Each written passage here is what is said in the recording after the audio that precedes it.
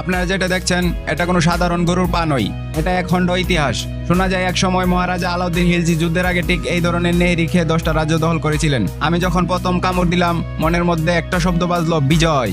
দ্বিতীয় কামড় দেওয়ার পর মনে হলো শক্তি এমন ভাবে বাড়ছে যেন এক হাতেই একটি পাহাড় তুলে ফেলতে পারি।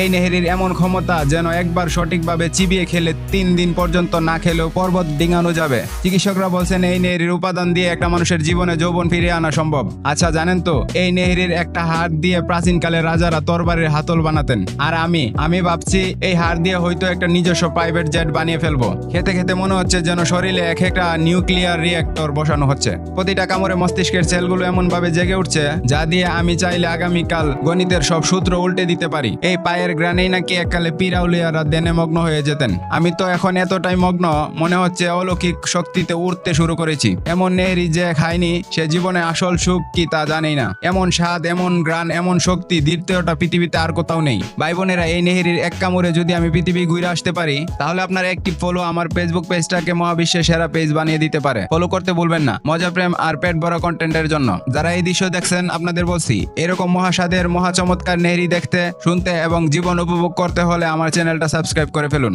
আপনার একটি লাইক, একটি কমেন্টস, একটি শেয়ার আমাকে নতুন নতুন রসালো কন্টেন্ট দিতে অনুপ্রেরণা যোগাবে। সবাইকে অন্তরস্থল থেকে ধন্যবাদ জানাচ্ছি। আপনারাই আমার শক্তি, আপনারাই আমার অনুপ্রেরণা। ভালোবাসা রইল, আনন্দে থাকুন, সুস্থ থাকুন। আর যদি আজ নেহরি খাওয়ার স্বপ্ন দেখেন, দোষ কিন্তু আমার না।